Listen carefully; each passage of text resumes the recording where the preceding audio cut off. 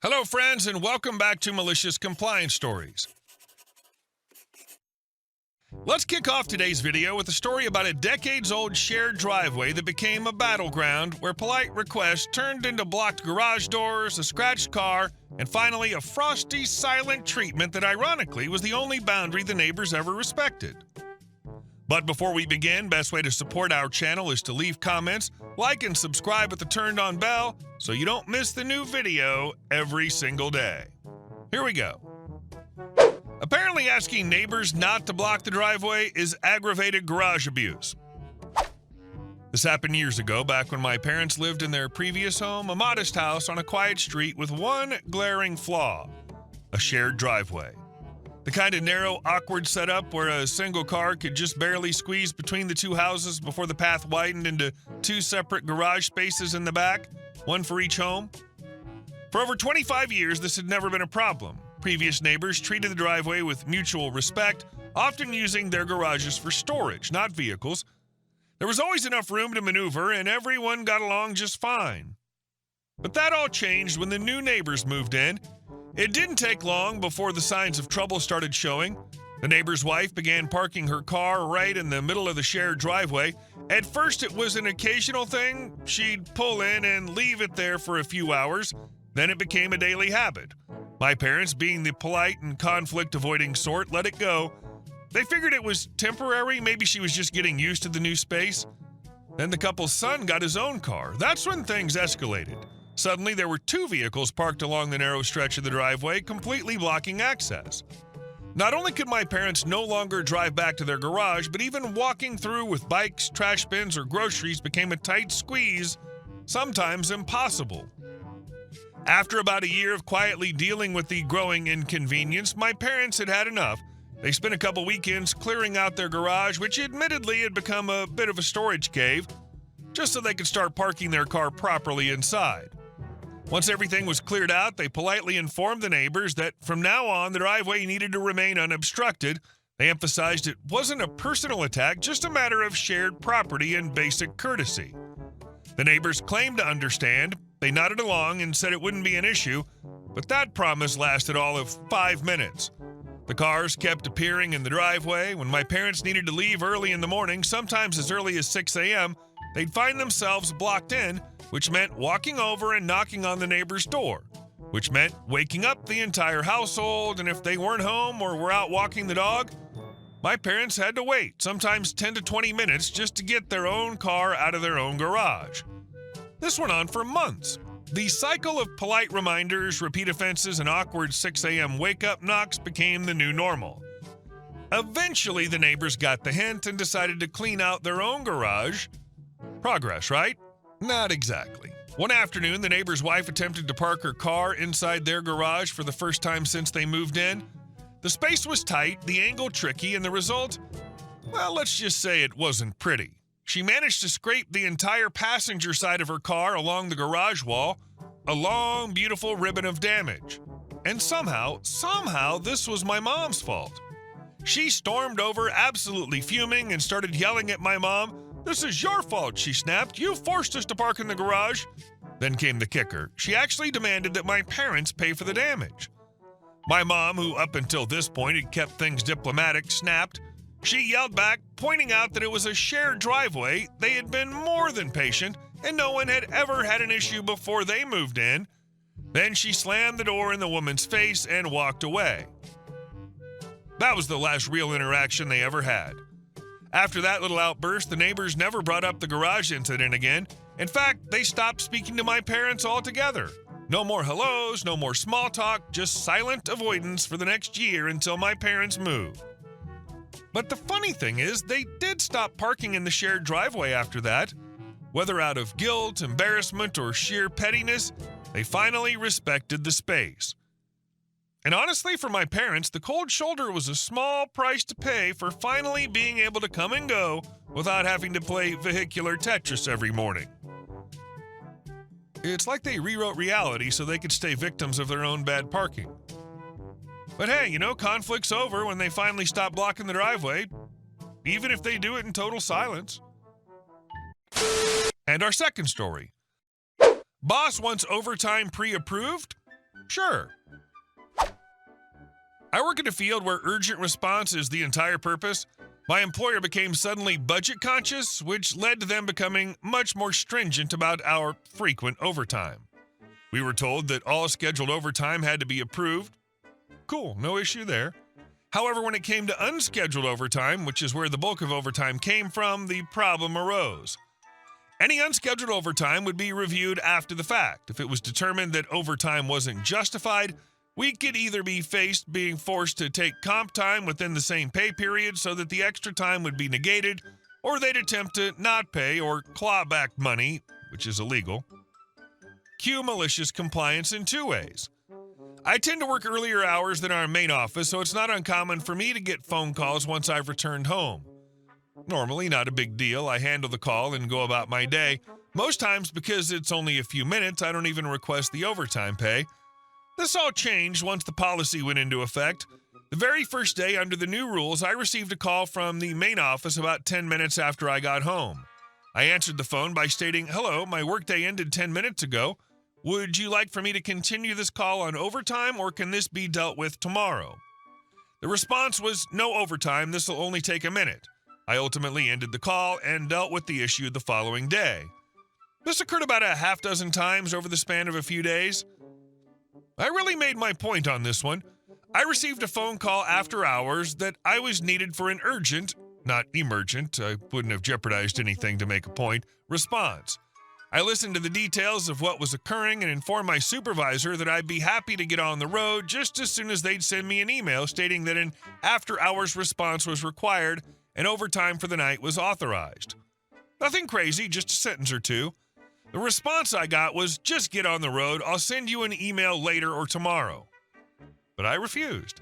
I informed them that I was off duty and they could either send me the email as requested so I'd be covered, or they could have someone from outside my territory respond in my place, which would have delayed the response over an hour. This back and forth continued for about 3 to 4 minutes until they relented and sent me an email, which I received in about 30 seconds before I'd even had a chance to use the restroom or grab my keys. My points, along with my coworkers who took similar actions, were made. Our leadership only pressed forward with requiring approval for pre-scheduled overtime, and even that's gone by the wayside. Companies are full of people looking to cut corners to save money who generally assume most employees are too afraid of being terminated to follow the rules to the letter instead of doing what they're told. And our next story. My wife's missing Crocs ended up on a neighbor's porch. Here's how he got them back. A few weeks ago, my wife, Grace, ordered a pair of Crocs. She waited patiently, but they never showed up. Eventually, she reached out to Crocs customer service, who told her the package had been delivered weeks earlier. Grace was confused since nothing ever arrived at our house. They sent her the UPS delivery confirmation, including a photo of the package sitting on a front porch. The problem? That wasn't our porch. Grace pointed this out to them, and they promised to investigate. Later, while out walking our dogs, Grace noticed a house on our street with a front door that looked identical to the one in the delivery photo. After checking the house number, we realized the delivery driver must have made a mistake. It was an easy mix-up to make. Now here's the thing. The shipping label would have clearly displayed Grace's name and address. If the homeowners received it by mistake, you'd think they'd have the decency to drop it off or contact us. But nothing. And to make it worse, we know who lives there, a young couple with kids. We don't know them personally, but we see them around the neighborhood. Hoping to avoid conflict, Grace wrote a polite note explaining the situation. She included the delivery notice with the picture of their front door and her contact info, saying they could text her to arrange a pickup or just leave the package on our porch. We dropped the note in their mailbox, leaving it sticking out slightly to ensure they'd see it. That evening, Grace walked by with the dogs and noticed the letter was gone. They definitely picked it up, but as of now, crickets. No text, no package on our porch, nothing. At this point, I can't help but feel like they're just keeping something that isn't theirs. It's not even about the Crocs anymore, it's about the principle. How entitled do you have to be to not return something that was clearly misdelivered? We're giving them a little more time to do the right thing, but honestly, I'm losing faith. Update. My wife received this text tonight. Hi, Grace. I left the Crocs on our front porch for you to pick up. We were hoping someone would reach out to us as the shipping directions stated their address, and we didn't know how to reach out. I put them on one of our chairs not facing the road so you can see them and no one else. We picked them up on tonight's evening dog walk. They were in their original Crocs bag, but the original white shipping bag from UPS was not there, and the packing slip was also missing. Both the bag and packing slip would have indicated our address, so in the end, we did finally receive our Crocs. Sucky neighbors. But this is still the delivery company's screw-up to fix. They got paid to do a job they didn't do. And our second story. And our last story. Billionaire tried to claim our lake. Back when I was a kid, my family used to spend summers on a remote stretch of lakefront up in northern Wisconsin. Now, before you picture speedboats and manicured lawns, let me be clear. We stayed in a creaky two-bedroom cabin that smelled like cedar and old socks. It was my mom, a public school librarian, my siblings, and me. We had more mosquito bites than money, but the lake was ours in the best kind of way. Our cabin sat on a shared piece of land that belonged to an old friend of my grandfather's, a semi-retired attorney named Harold. He was the type who wore Hawaiian shirts year-round and kept a pocket Constitution in his tackle box, just in case. About a half-mile down the shoreline, a tech billionaire, let's call him Chadwick Farrow III, had bought up a big swath of lakefront and built what can only be described as a fortress of solitude crossed with a luxury bunker. Concrete walls, private dock, guards with sunglasses and earpieces, the whole deal. He put up signs reading "Private Beach, no trespassing," like he was guarding national secrets instead of a pontoon boat. It didn't sit right with Harold. See, in Wisconsin, there's a long-standing law that says anyone actively engaging in fishing, foraging, or navigating has the right to access any beach below the high water mark, private or not. Harold called it the Great Equalizer. So one sunny afternoon, he handed my siblings and me each a little plastic pail and a Dollar General shovel. I was 8 and confused. "We're going clamming," he said, even though we all knew there weren't any clams in that lake. We trudged down the shoreline with Harold leading the way, whistling like he didn't have a care in the world. The moment we stepped onto Fortress Pharaoh's Forbidden Sands, 2 guys in polos and mirrored shades descended on us like mall cops on a shoplifting sting. One of them says, "This is private property, you need to turn around." Harold doesn't even flinch. He squints, gestures to us kids, and says, "I'm just helping my friend's grandkids do a little freshwater foraging. You know, recreational shellfishing." He gave them a smile that said, "I know the law, and I know you don't." They get all tense and radio someone up at the compound. A few minutes later, they say they're calling the sheriff. Harold just nods and sits down on a log like he's waiting for a picnic. We weren't worried. Harold had this air about him like he dared people to test him legally. 15 minutes later, a county deputy rolls up in an ATV. He talks to the guards, then walks over to Harold and says, "This is about the clamming thing?" Harold just grins. "That's right." The deputy sighs. "Y'all have a nice afternoon." Turns out the sheriff's office already knew Harold. His brother-in-law was on the zoning board, and in a town with more loons than lawsuits, Harold was considered the local loophole wizard. The guards slinked off, and we spent the rest of the day shellfishing, a.k.a. skipping rocks and building mud castles. No one ever stopped us again. That stretch of beach might have been owned by some billionaire on paper, but it belonged to us in spirit. The following winter, Chadwick tried to build some eco-modern monstrosity with a roofline well above the town's zoning limit, tried to sneak it in during the off-season like nobody would notice, but Harold did. And guess who the town made tear the whole top half off before spring? I still think about that every time I see a no trespassing sign.